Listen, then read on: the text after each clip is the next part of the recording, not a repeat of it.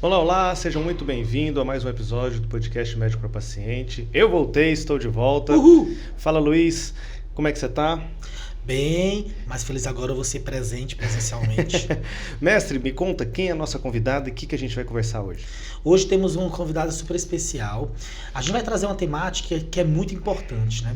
É muito comum os pacientes procurarem nós médicos e nós fomos treinados muitas vezes na nossa medicina dita clássica em diagnosticar, acolher, diagnosticar, escutar e tratar. E quando a gente fala em tratamento, às vezes a gente tem colegas que estão ainda engessados na necessidade de prescrição de medicamentos que necessariamente são medicamentos que têm seus efeitos colaterais, suas interações. São importantes? São. Salvam vidas? Salvam. Mas existe uma medicina que ela integra, uma medicina que ela pode entregar também um cuidado e personalizado ao paciente na tentativa de reduzir efeitos colaterais e ser mais um adjuvante. São diversas práticas que fazem parte dessa medicina e que hoje vamos trazer um pouco para vocês conhecerem, saberem de como ela pode transformar a vida de vocês em diversas doenças crônicas. Estamos falando da medicina integrativa, uma área de atuação que vem crescendo cada vez mais. E para isso estamos com a especialista, a doutora Camila Figueiredo, ela que é médica especialista em medicina da família e comunidade, ela é professora da Unifacisa, preceptora e tem a atuação e expertise na área de medicina integrativa e práticas integrativas e complementares em saúde, com ênfase em fitoterapia, aromoterapia e aromoterapia. Doutora Camila, mais uma vez, obrigado. Sabia que é a segunda vez que eu converso com ela, viu? Porque eu sou assim. Quando eu gosto do assunto, sabe, colocando em vários podcasts. Mas esse é o mais interessante, gente. Brincadeira. Doutora Camila, mais uma vez, obrigado pela sua presença. Hoje a gente está conversando, nosso público são pacientes. Então, já de cara, eu queria que você falasse um pouquinho o que é a medicina integrativa. Boa noite, agradeço o convite de estar aqui, sempre uma satisfação conversar aqui com o Dr. Luiz e realmente, né, já é a segunda vez que trocamos conhecimento acerca desse assunto e respondendo o que é a medicina integrativa, diferente do que muitos pensam, a medicina integrativa eu costumo dizer que é a medicina que todo médico deve praticar, que é aquela medicina que vai integrar o físico, eu uso o termo chamado biopsicossocial. Então, a gente vai pegar o biológico, o psicológico, o emocional, o social, as relações interpessoais daquele paciente, tudo isso a gente vai colher durante a anamnese, né? Entender todo esse histórico do paciente, até mesmo a parte da biografia do paciente, e aí sim, a gente vai integrar todo o ser e os conhecimentos que nós temos, podendo utilizar, sim, dos medicamentos clássicos, né, da alopatia, e lançando mão, muitas das vezes, das práticas integrativas e complementares em saúde. Então, essa é o que a gente chama, eu costumo brincar hoje em dia, que é a medicina integrativa raiz. A medicina que avalia o biopsicossocial do paciente e associa as práticas integrativas, que são as práticas mais tradicionais, né, baseadas na tradição, para que a gente possa fazer um tratamento completo desse paciente. Legal. Conta um pouquinho pra gente, Camila, como é que funciona, por exemplo, umas curiosidades assim que eu particularmente tenho, como é que é o tratamento de vocês quando chega um paciente com dor crônica ou, por exemplo, com uma doença crônica, por exemplo, como diabetes, gerando dor e complicação. Como é que é a abordagem de você no início da consulta, como é que é o tratamento desses pacientes?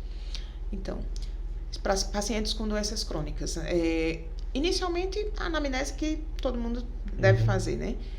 Faço uma anamnese completa, entendo todo esse contexto do paciente e aí vou identificar, já existe um tratamento em andamento, como é que está a adesão desse tratamento, esse paciente, quais as complicações que essa doença já trouxe para esse paciente, o que é que ele traz de sintomas para a gente, e aí eu vou identificar se existe essa possibilidade de introduzir alguma das práticas integrativas. E aí, quando você traz a questão do diabetes, por exemplo, nós temos fitoterápicos excelentes que auxiliam nos antidiabéticos que nós já temos. Inclusive, conseguimos, muitas vezes, retardar até, por exemplo, a necessidade de entrar para uma insulina, Quando o paciente já tem aquela indicação e aí, como temos uma demora permitida ali de fazer essa associação de uma prática integrativa, muitas vezes a gente consegue sim retardar essa necessidade da insulina, conseguindo fazer controle glicêmico, conseguindo fazer controle de sintomas nessa associação de tratamentos. E esses fitoterápicos seriam mais ou menos o quê? Encontra em farmácia? Como é que é? Alguns sim, a gente já consegue encontrar em farmácia, mas a grande maioria é mais em casos de produtos naturais. E daí entra a parte de ter o conhecimento do fitoterápico, da possível reação adversa, da possível toxicidade daquela...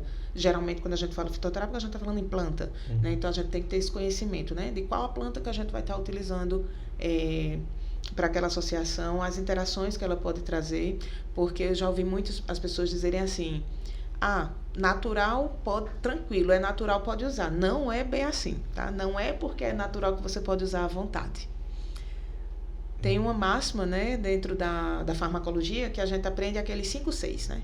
O paciente certo, a dose certa, o medicamento certo, a hora certa, né? E a gente tem que avaliar isso também quando a gente fala em fitoterapia, em aromaterapia, para ver se realmente aquele paciente tem a indicação de receber aquele tratamento. Então, é toda uma avaliação, assim como a gente quando prescreve um alopático. Tem que entender se aquele paciente tem indicação ou contraindicação para poder prescrever. Para você ver que é uma medicina em que ela é em associação com o que a gente chama de clássico, né? Eu estava até uma semana atrás dando uma estudada um pouco sobre isso. Eu queria escutar de você. Quando a gente pensa na introdução da medicina integrativa, ou seja, na prescrição de medicamentos não clássicos de farmácia, por exemplo, você vê essa aplicabilidade no início do meu tratamento, no meio, quando eu já estou conseguindo uma certa melhora, ou no final? De que maneira a utilização de fitoterápicos, aromaterapia e outros nutracêuticos, que são fórmulas como se fossem alimentos funcionando como remédios, né? Em outras palavras, de que maneira você verifica a entrada? Ela é desde o início, ela é no final, ela é uma cartada final? Como é que você trabalha?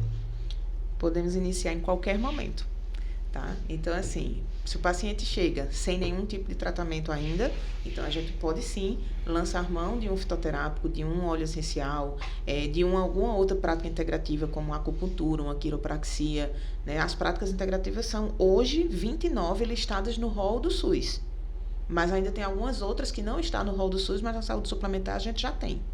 Então a gente pode iniciar, né, fazendo o uso de uma prática integrativa, ou o paciente já está ali fazendo um tratamento com medicação clássica, fazendo aquele acompanhamento, mas ainda não está vendo um efeito realmente tão bom, então a gente pode associar, porque muitas das vezes, e o nome já diz, prática integrativa e complementar em saúde. Então a gente pode sim complementar esse tratamento com uma dessas práticas. E o que acontece mais em consultório? O paciente que já tentou de tudo e não conseguiu, né, o efeito esperado, não conseguiu a solução com a medicina tradicional, com a medicina clássica, e aí vai buscar nas práticas integrativas essa possibilidade. Na grande maioria das vezes a gente consegue associar alguns tratamentos e sim ter um resultado bem positivo. Essa questão que você comentou, achei interessante a gente pautar um pouquinho na questão de quando você orienta ou prescreve, né, a questão de fitoterápico, que você passa uma dosagem, a orientação certinha. O que acontece muitas vezes quando aparece para mim no consultório, alguns pacientes que pegam receitas da internet ou porque o vizinho está fazendo e muitas vezes se intoxicam. E aí o fígado é um órgão que sente bastante, o rim também. Então já tive que atender hepatite aguda. Na minha residência eu vi uma jovem que teve que ser submetida a um transplante de fígado porque inventou de fazer um tratamento muito doido com remédios e com umas plantas lá para emagrecer e se intoxicou e acabou que teve uma hepatite fulminante. Então, qual que é a importância quando você prescreve tudo sobre essa orientação? Porque é muito comum, o que acontece? Os pacientes começam a se sentir bem, olha, eu estou super bem aqui, o que a doutora Camila me passou, e quer passar para outra colega, para a vizinha e tal. E existe uma dosagem, né? Tem paciente que pode, tem paciente que não pode. Como é que você orienta esses pacientes assim? É uma coisa que eu sempre falo, né, para os meus pacientes. Muitas vezes eles chegam, não, porque minha tia estava usando e aí indicou, o que é que a senhora acha? Não, mas talvez o seu problema não seja igual ao problema da sua tia. Ah, doutora, mas eu sinto a mesma coisa. Pode até estar sentindo algo semelhante. Então, há necessidade de educar a população. A educação em saúde da população, entender que mesmo sendo porque é natural, porque minha vizinha usou, minha tia usou e foi bom, tem que passar por uma avaliação médica para poder identificar se realmente vai poder usar ou não. Né? A gente, como você bem trouxe, doutor Daniel, tratamentos para emagrecer à base de inúmeras ervas. Eu já recebi receitas assim que eu fiquei estarrecida, gente. Caldeirão, parece. Tipo, e tendo esse conhecimento, né, do fitoterápico, do fitoquímico que vai estar ali atuando, é altamente preocupante. Realmente tem muitas receitas de internet que circulam que é muito preocupante, porque é hepatotóxico, é nefrotóxico, vai ter interação medicamentosa, né? Vou dar aqui um exemplo que eu já vivenciei. Um paciente que todos os dias ele tomava como comprimido um dente de alho. Porque ensinaram para ele que ia ser bom para a saúde dele, que era antioxidante. E esse dente de alho, ele estava contribuindo para o efeito do AS que ele usava ser potencializado. E aí o paciente com um sangramento, com o INR elevado, alterado, e ninguém sabia o que era, até que na anamnese, nesse questionamento, e não tem nada que o senhor faça, que o senhor não lembrou de contar para a gente. E foi que a acompanhante disse, tem uma coisa, doutora, ele toma alho todos os dias. E aí a gente encontrou o que era que estava acontecendo, que estava potencializando tanto o efeito do AS naquele paciente. Para vocês verem que um simples dente de alho, durante um uso prolongado, pode trazer repercussões circulatórias no organismo. Quando a gente está falando nessa prescrição, a gente fala muito na prescrição, mas como você colocou, essas práticas complementares, elas são para além de prescrição, né? E também elas são permissivas a diversos profissionais não médicos também. Então, geralmente quando se trabalha com práticas integrativas, está se falando do psicólogo com psicoterapia, hipnose, está falando do enfermeiro com educação em saúde, está falando de fisioterapeuta com liberação miofacial, com técnicas de relaxamento. A gente sabe a importância, né? Pacientes com doenças crônicas, a importância da educação em saúde, daquela pausa, entre aspas, em que a gente para de falar tanto sobre a doença e fala mais sobre como prevenir, como tratar, como educar e como conviver com aquela condição. De que maneira você vê essas práticas sendo integradas em benefício do paciente? O paciente, ele melhora, para além da dor, ele melhora outros quesitos da qualidade de vida dele? Sim, principalmente quando a gente parte para as orientações, eu costumo dizer, bem para além da prescrição, são as orientações do estilo de vida, que é crucial em praticamente todas as doenças que nós temos aí, que adquirimos ao longo da vida e que nossos pacientes trazem, né? Então, assim, eu costumo dizer, o meu paciente diabético, por exemplo, não adianta o senhor tomar sua medicação de manhã, de tarde, de noite, mas aí tá ali na hora do café da manhã e vai comer 2 tapiocas, vai comer 2 pães, vai comer errado. E isso é a nossa prática, o nosso dia a dia. Quando a gente vai fazer esse interrogatório alimentar do paciente, é o que a gente encontra. Uma alimentação completamente errada, achando que porque está tomando o remédio, a doença vai estar controlada. E aí a gente precisa fazer essa orientação para além da prescrição, sim. Antes até mesmo de associar uma prática integrativa.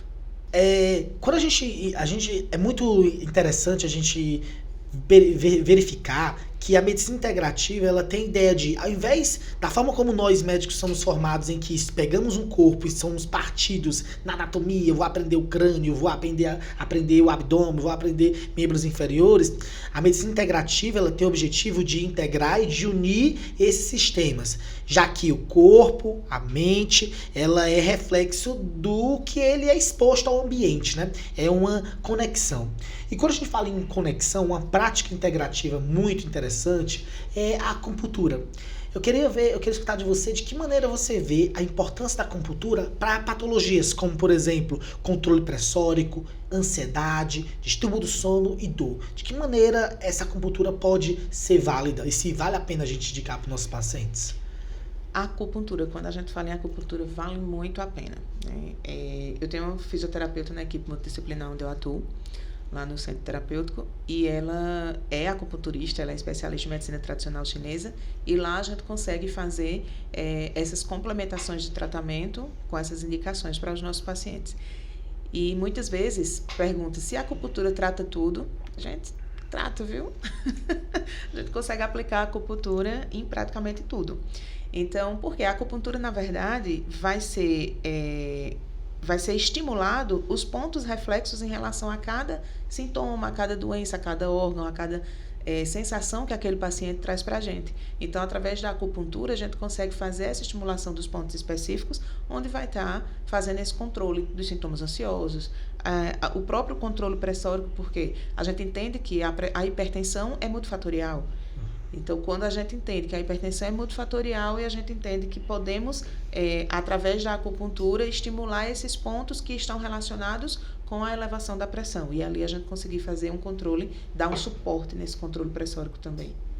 Legal. E quanto à questão da aromaterapia, como é que a aromaterapia gera, por exemplo, benefícios na saúde do paciente? Como é que é o trabalho da aromaterapia no benefício, na promoção da saúde? Então, a aromaterapia é o uso do fitoquímico hiperconcentrado, que está ali dentro daquele frasco de óleo essencial. O óleo essencial é nada mais do que o produto extraído ali da planta, hiperconcentrado, sem nenhuma atuação, nenhuma intervenção química. Intervenção química que eu digo... conservantes e aromas ou algo sem conservantes, sem nada. Extraiu, fez a destilação, a grande maioria deles é por destilação a vapor, e é envasado e distribuído. Obviamente passa por uma rigorosa testagem, né? Existem vários testes que a Anvisa aqui no Brasil fiscaliza, o FDA nos Estados Unidos fiscaliza também a pureza desse produto. Então, a aromaterapia são esses fitoquímicos que vão estar atuando nos receptores do nosso organismo. Inclusive, alguns óleos essenciais têm também suas contraindicações. Tá? Exemplos, quais que você mais tem utilizado na sua prática? Em que condições? O que a gente mais utiliza, geralmente, vem o óleo essencial de lavanda, porque estamos numa segunda pandemia de saúde mental, né? Então, transtornos mentais comuns a gente encontra todos os dias nos nossos atendimentos. Então, pacientes com ansiedade, com insônia. Então, o óleo de lavanda é um coringa para a gente iniciar a aromaterapia com esses pacientes. Ele vai trazer relaxamento, ele vai trazer... Inclusive, ele tem alguns fitoquímicos com ação analgésica, então vai dar um suporte em determinadas dores também do paciente, apesar de não ser o principal analgésico, né, dentro da aromaterapia. Quando a gente fala em dores, hortelã-pimenta, que popularmente é conhecido como a hortelã da folha miúda, é a menta piperita, que é o principal fitoquímico ali naquela planta. E, inclusive, já foram feitos alguns estudos, houve um estudo fazendo o comparativo do efeito do hortelã-pimenta na analgesia, sendo comparado com 1 grama de paracetamol. Né? E nesse estudo lá foi para a cefaleia, e nesse estudo foi identificado que aquele grupo que utilizou o hortelã-pimenta de forma aromática não precisou fazer uma nova dose. E o grupo que utilizou o paracetamol precisou fazer nova dose após o fim da meia-vida. Então, dentro o óleo essencial de hortelã-pimenta é muito utilizado. Não só na questão de dores, né?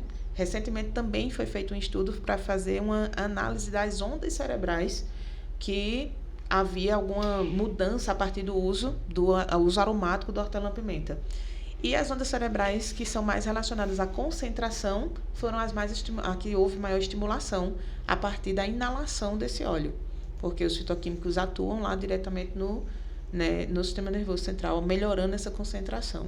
Aí como é que é o tratamento? Coloca uma quantidade X do óleo num difusor, coloca no quarto? Ou como coloca é que é? no corpo? Existem 3 formas básicas de usar o óleo essencial, tá? A primeira e a mais difundida é o uso aromático em si com a inalação. E no uso aromático a gente pode fazer a inalação direta, onde você pinga uma gotinha na mão, inala diretamente e faz inspirações profundas. Pode utilizar no difusor e... não tenho difusor, acho muito forte o cheiro, não quero fazer essa inalação direta, pinga num algodão, num pedaço de gás, coloca ali pertinho de onde você vai dormir, que você vai estar ali inalando esse aroma e já vai estar ajudando, tá? Mas assim, não é o ideal seria o difusor ou a inalação direta. Outra forma é o uso tópico. E daí, como eu falei há pouco, É o mesmo frasquinho que você compra, certo? sim, mesmo frasquinho, mas você pode usar de forma tópica. A forma tópica, você precisa fazer uma diluição com a grande maioria dos óleos essenciais, porque eu falei há pouco que é uma substância hiperconcentrada. E tem que ter cuidado, inclusive, com o óleo que você vai utilizar de forma tópica. Por exemplo, o óleo de limão siciliano. Ele tem furanocumarina, que é reagente à luz solar. Então, se você usa de forma tópica o óleo de limão e vai para o sol, vai manchar a tua pele, mesmo que faça a diluição adequada. Então, a gente tem todas essas orientações a passar para o paciente também quando vai usar determinados óleos. Outras formas tópicas de uso, por exemplo, o óleo de copaíba, muito utilizado na analgesia, é um anti-inflamatório extraído da nossa floresta amazônica. E o óleo de copaíba, ele pode ser usado de forma tópica, uma excelente arma para a gente ajudar, por exemplo, pacientes com artrite, com dores crônicas articulares. Pode fazer a massagem 2 a 3 vezes ao dia com o óleo de copaíba. Dilui no óleo vegetal, que pode ser um óleo de girassol ou um óleo de coco, enfim, escolhe um óleo vegetal para ser o carreador, coloca o óleo essencial e faz a aplicação tópica. E alguns óleos também podem ser ingeridos. E aí vem uma grande polêmica, porque existe a aromaterapia inglesa e a aromaterapia francesa. Uma vertente aprova a ingestão, outra vertente não. A aromaterapia francesa aprova sim a ingestão.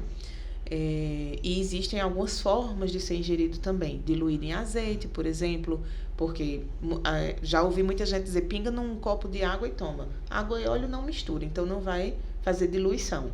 E como a gente fala na importância da diluição, tem que ser uma substância oleosa para você fazer a ingestão. Mas aí como tem essa problemática aí, se ingere ou não ingere, é uma forma que a gente não utiliza tanto. Utiliza mais a forma aromática e tópica. E quem que não pode fazer uso? Existe algum paciente, alguma pessoa que não pode fazer uso? Existem alguns óleos que não podem ser utilizados para todas as pessoas.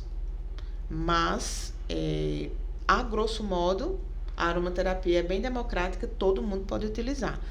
Obviamente, bebês, eu sempre dou essa orientação, a partir de 6 meses, preferencialmente.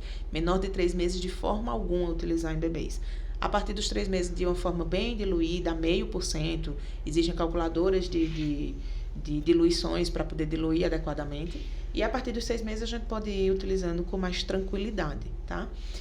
Por exemplo, eu trouxe o óleo de hortelã-pimenta. Um hipertenso descompensado não pode, porque ele pode predispor a uma crise hipertensiva. Mas se você é um hipertenso que está ali bem compensadinho, tomando tua medicação, fazendo teus exercícios, tua alimentação adequada e tua pressão é controlada, pode usar pontualmente. Estou com dor de cabeça, estou iniciando uma enxaqueca, então pode tentar usar para abortar a crise de enxaqueca sem problema nenhum. Outra coisa, eu falei há pouco que o óleo de hortelã-pimenta ele vai atuar no cérebro.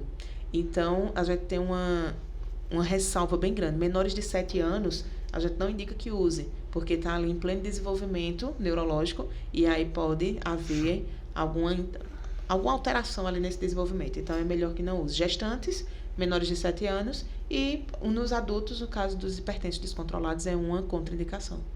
Veja a quantidade de conhecimento que tem que ter por trás da medicina integrativa e algo que cada vez mais se fala que a medicina integrativa, que tem como base aí a medicina tradicional não quer dizer ultrapassar, não quer dizer que é uma coisa do passado. Na verdade, ela utiliza conceitos e adapta novos conceitos baseados em estudos científicos que anteriormente não tinham, eram mais de observação do paciente. Agora não, temos estudos científicos que comprovam a sua eficácia e fazem cada vez mais com que a nossa população hoje realmente ela procura cada vez mais procedimentos menos invasivos, tratamentos com menos efeitos colaterais, tratamentos alternativos, porque tudo é uma conexão. Se a gente entende que a maioria dessas doenças crônicas são multifatoriais, como a dor crônica, como a hipertensão, o diabetes, você imagina que um único comprimido, uma única cirurgia, um único procedimento iria simplesmente sanar essa situação? Não. Acho que essa integração e essa união de estratégias, ela é muito assertiva e eu tenho utilizado algumas vezes.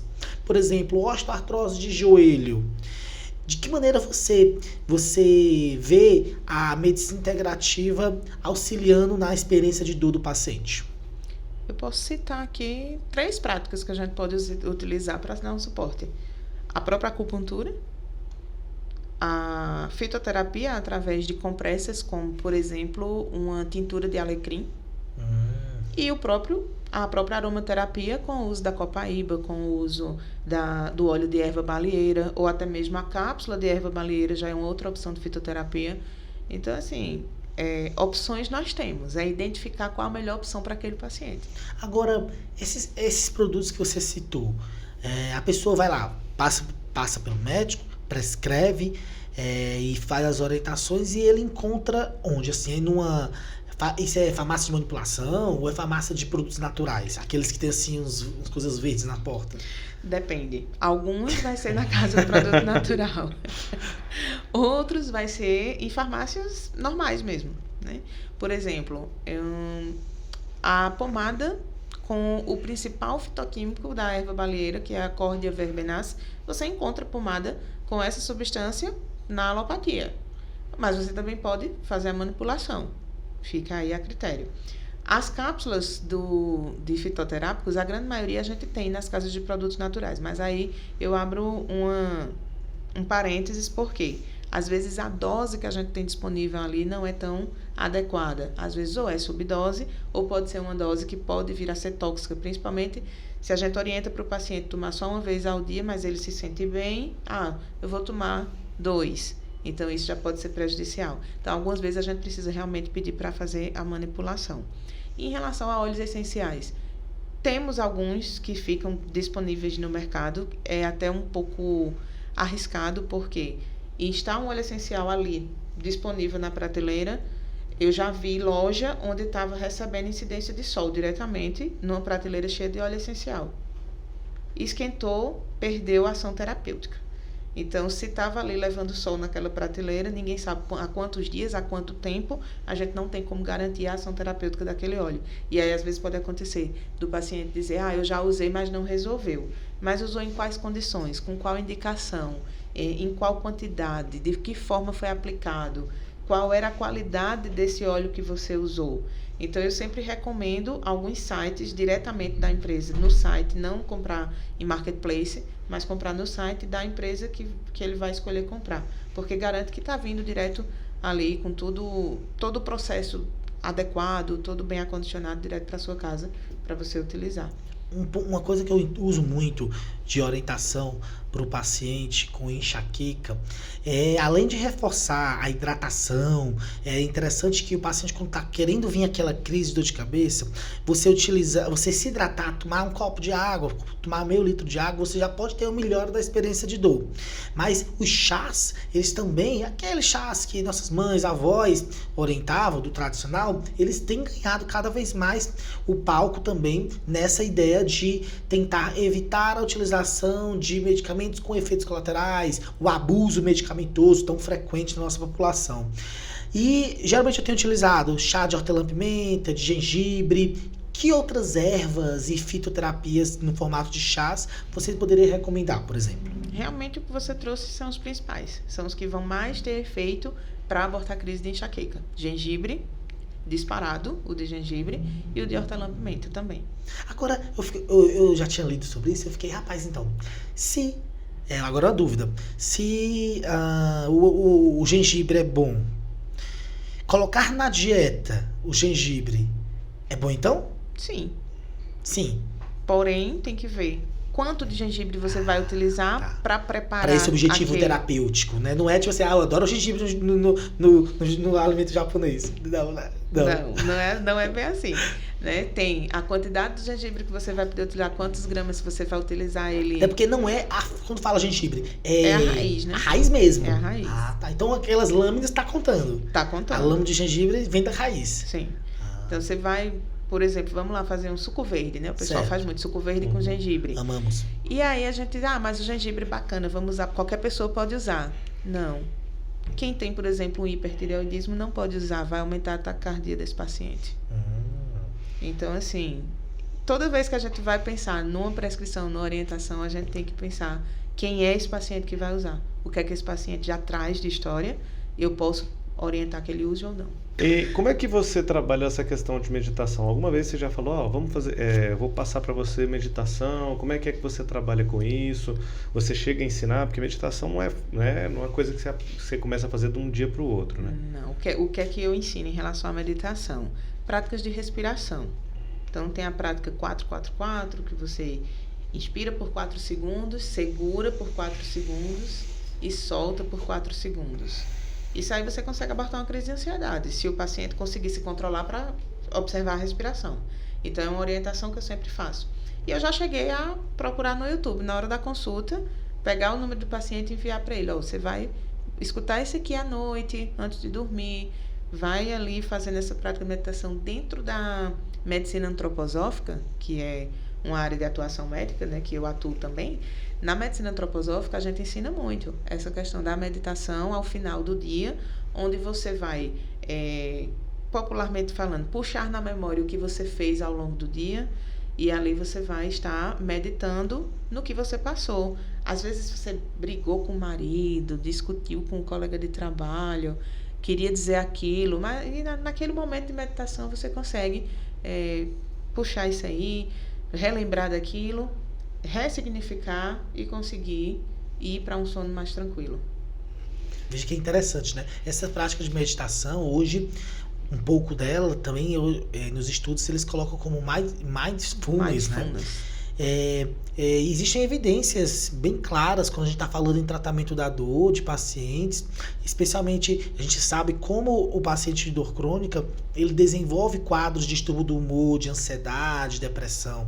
Então tanto a respiração profunda, técnicas de relaxamento, elas são fundamentais, porque diminui níveis de adrenalina, diminui a ansiedade, melhora a experiência de dor. Porque muitas vezes a gente sabe que aquela área da dor está intimamente ligada às áreas das emoções, e a descompensação de um de outro reverbera numa experiência de dor pior. Deixa eu te perguntar, quando a gente está falando, por exemplo, de insônia, e é muito comum, e hoje, depois que saiu no Fantástico, foi já muito comum, hoje cada vez mais os médicos estão prescrevendo menos por conta disso. A prescrição de Zolpidem e outros benzodiazepínicos, meu Deus do céu, eu nunca entendi por que a pessoa vai prescrever. Beleza, porque benzodiazepínico, gente, é uma medicação usada para ansiedade em um curto período de tempo. Então você chega no local, não, eu tô com insônia, pá, um benzodiazepínico, a pergunta é, por que você está tendo insônia? Vamos entender o que está acontecendo. Geralmente tem componente de ansiedade, pode ter distúrbio orgânico, pode, tem que avaliar a obesidade, será que tem apneia do sono, será que o paciente tem algum distúrbio de tireoide? Tem que fazer uma investigação. Mas vamos supor que você fez uma investigação da insônia primária, não está sendo secundária a nada, você tentou inclusive melatonina e outras opções. Como é que é a avaliação dentro da esfera da medicina integrativa, um paciente com insônia? Como vocês orientam e ajudam ele? Primeiramente, tudo que o senhor trouxe, né? Faz toda essa investigação. Realmente, não tem nada. Não teve uma perda de um ente querido, não teve nenhum fator mais estressante recente. Está tudo tranquilo no trabalho. Até porque dentro da medicina integrativa, na anamnese, a gente avalia todos os pilares, né? Como é que está a tua vida profissional, como é que está a tua vida familiar, como é que está a questão da prática de exercício, tudo isso. Fez tudo direitinho, mas ainda assim está acontecendo insônia. Então, primeiramente, a gente lança mão, e aí eu costumo dar a opção para o paciente. Você quer utilizar um comprimido, você quer utilizar um óleo essencial para fazer o teste de 1 semana e a gente vê como é que fica, e aí a gente reavalia, né? Então, o que eu mais prescrevo é um medicamento antroposófico, que é uma associação de 3 ervas, todas com potencial de indução de sono e de controle de ansiedade, e aí a gente consegue fazer esse suporte.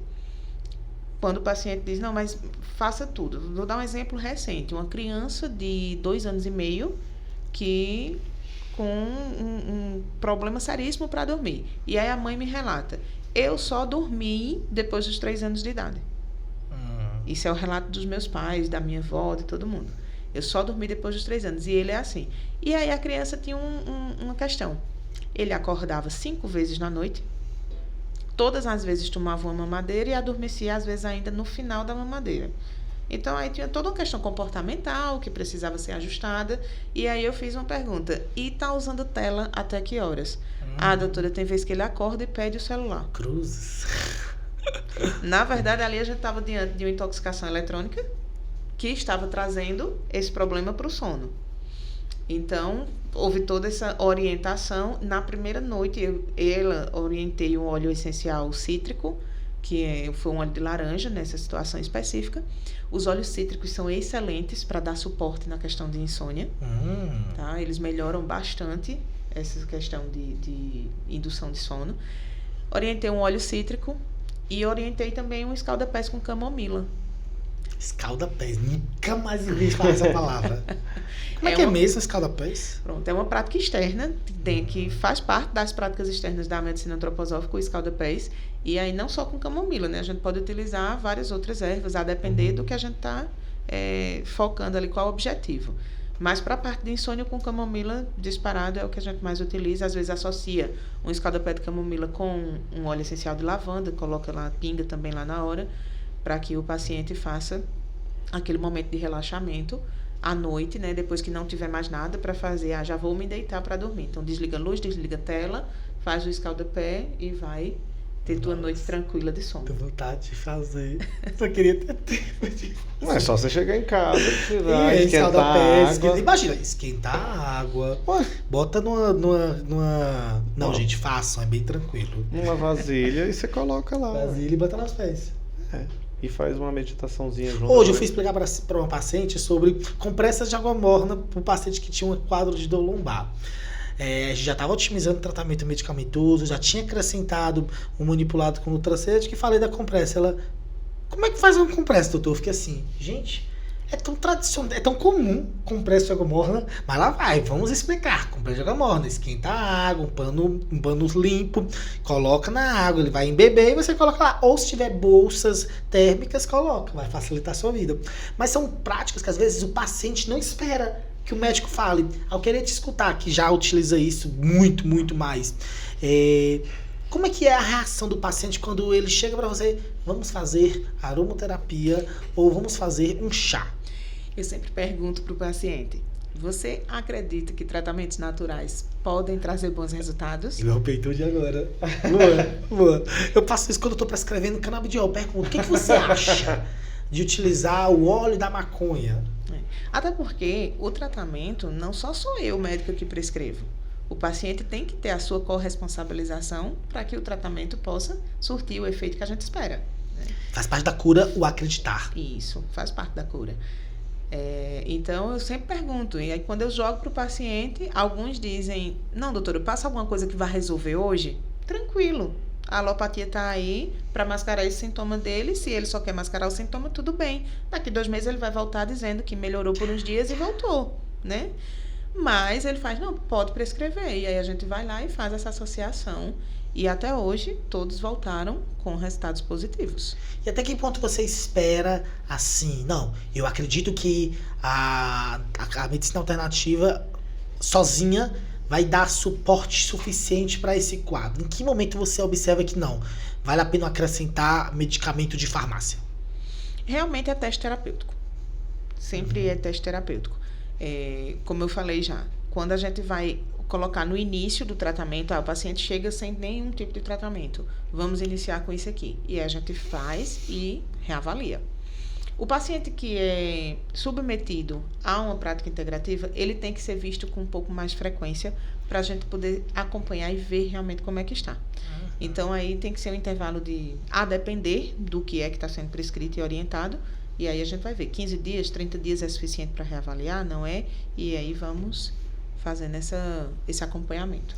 Uma coisa que você falou foi que essas práticas integrativas também estão no rol da saúde suplementar, dos planos de saúde. Fala um pouquinho. Os planos de saúde, eles custeiam essas práticas que a gente vem colocando aqui? Tem plano de saúde que faz reembolso do paciente porque não tem nenhum médico que prescrevo. Então, o paciente vem para mim e reembolsa integralmente a consulta. Então, a gente já está conseguindo visualizar isso aí. Então, por exemplo, se eu dentro quiser, eu posso encaminhar um paciente meu que tem plano de saúde, ele pode ir para você com a consulta normal, particular, mas também aí você dá um recibo e ele consegue reembolso da consulta da médica integrativa.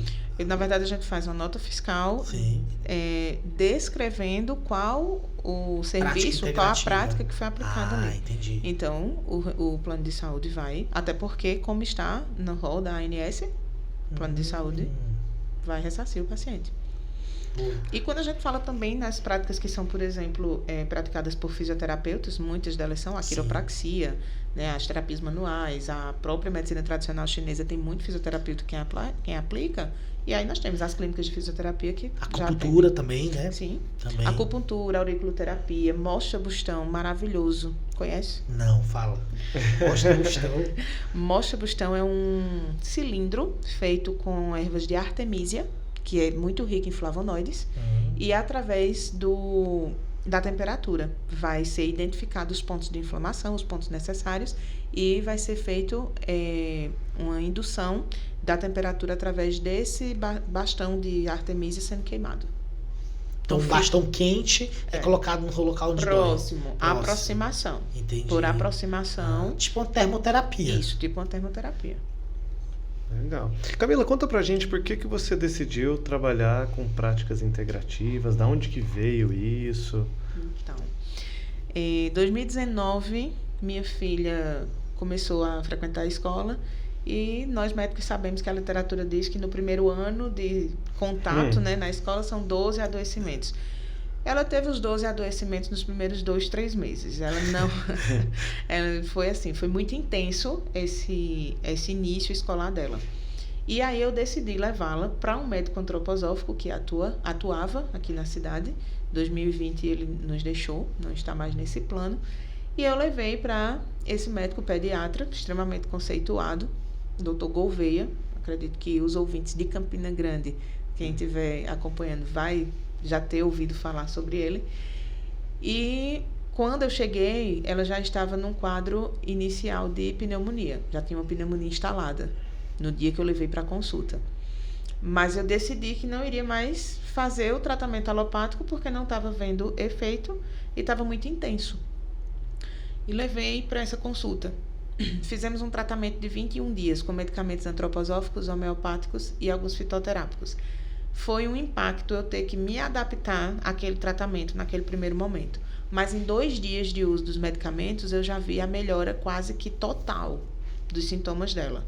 Fiz o tratamento de 21 dias, que tem mais isso. Quando determinados tratamentos dentro das práticas integrativas é um pouco mais longo do que habitualmente a gente trata, quando é uma questão aguda. E principalmente quando é uma questão crônica, aí é que é mais longo mesmo. Mas fiz esse tratamento nela, 21 dias de tratamento e 1 ano e 7 meses sem nenhum espirro, numa criança de 2 anos de idade. Olha. Então, assim, foi uma melhora aguda e crônica. Tanto que na escola, a diretora da escola, a professora perguntava: eu não reconheço mais sua filha, porque não tem mais coriza, não tem mais espirro, não tem mais tosse, é outra criança depois desse tratamento que você fez. E daí, o Dr. Gouveia me chamou, perguntou se eu tinha interesse de conhecer a medicina antroposófica, uma vez que ele já tinha 84 anos de idade e atuando diariamente no consultório. E ele disse: Camila, eu preciso reconhecer que uma hora eu vou faltar aos meus pacientes. E eu não encontro aqui na cidade ninguém que possa dar esse suporte. E você tem interesse de conhecer? Diante do que eu vivi dentro de casa, eu já estava procurando, né? Já estava pesquisando. E daí comecei a ter algumas aulas com ele. Depois fui fazer o curso de Medicina Antroposófica pela Associação Brasileira de Medicina Antroposófica. E fui fazendo esses outros estudos colaterais, cursos de aromaterapia, de fitoterapia, buscando esses conhecimentos. Legal. Legal. Tô dizendo que legal. Legal. Luiz, a gente teve perguntas aí. Hoje você abriu caixinha de perguntas sim. a respeito do tema. Uma caixinha que foi feita foi fibromialgia. Como a fitoterapia, botou aqui fitoterapia, vamos colocar mais amplo. Como práticas de medicina integrativa podem melhorar o paciente que sofre com a condição de fibromialgia? entendendo que a fibromialgia também é uma questão multifatorial e até mesmo psicossomática, né? Primeiro, identificar o que é que está de desordenado naquele paciente, né? Como é que está, como eu falei há pouco, como é que está as relações de trabalho, como é que está as relações familiares, o que é que pode ser melhorado nesse contexto psicossocial dele. E aí a gente entra vamos para a fitoterapia. Então a gente tem, por exemplo, a erva baleeira, o óleo essencial. A aromaterapia, gente, é uma parte da fitoterapia, tá? É um braço, eu costumo dizer que é uma região à parte da fitoterapia. Não é a erva em si que é utilizado, mas é o extrato da planta. Então, não deixa de ser um fitoterápico. Então, o óleo de copaíba, por exemplo, o próprio óleo da erva baleeira ou a cápsula da erva baleeira, as compressas com a tintura de alecrim, excelente também analgésico para fazer nos pontos onde mais incomoda a questão da fibromialgia. E a questão emocional, né? Ver como é que está essa questão emocional, que a gente sabe que as crises de fibromialgia tendem a ser piores, a experiência de dor do paciente, quando não está com o emocional equilibrado. Então, a gente vai tratando o físico e o emocional. Boa. Não tive apenas essa. As outras já respondidas. Todas durante toda... Eu aproveitei e saí perguntando. Fiz nota de tudo. Legal, você tem mais algum questionamento? Não, acho que a gente está chegando ao fim. Primeiramente, agradecer a sua presença e toda a divisão de conhecimento. Fica aí o espaço para você se direcionar para o seu público e você colocar aí o que você acha que é importante, de maneira resumida, a medicina integrativa. Então, agradeço também a oportunidade de estar aqui participando, compartilhando esse conhecimento. Sempre que eu falo com alguém que estou conversando pela primeira vez com essa pessoa sobre o tema, às vezes eu pergunto, já ouviu falar sobre isso? A resposta invariavelmente é não, nunca ouvi falar. Assim, na graduação eu sou professora, uma das disciplinas que eu ministro, a gente trabalha a política pública das práticas integrativas e eu aproveito para apresentar para os alunos que eles têm mais opções a fazer pelo paciente do que o medicamento clássico, né, ou os tratamentos clássicos que a gente aprende na graduação atualmente. E para o público em geral, vale a pena você ter a experiência de uma avaliação assim, integral, uma avaliação completa, e se houver uma necessidade, lançar mão de uma terapia natural para melhorar a sua qualidade de vida. Show de bola. Legal. Muito obrigado. Pessoal, a gente vai terminando o nosso episódio. Se você não segue a gente, pode seguir nosso @de-médico-para-paciente. Pode seguir o meu Instagram pessoal, que é @Dr. Daniel Martins. O do Luiz, que é @Dr. Luiz Severo. Neurocirurgia. Não deixe de seguir a doutora Camila. E o meu, que é @doutora.camiladaniele. E o Centro Terapêutico Santé, @Santé Centro Terapêutico também. Show de bola. Não esqueçam de ir lá no WhatsApp, ir lá no Spotify, classificar o nosso episódio em 5 estrelas, que isso não pode, menos que isso não pode para esse episódio tão interessante. Não esqueçam de compartilhar com todos os seus amigos sobre essa temática.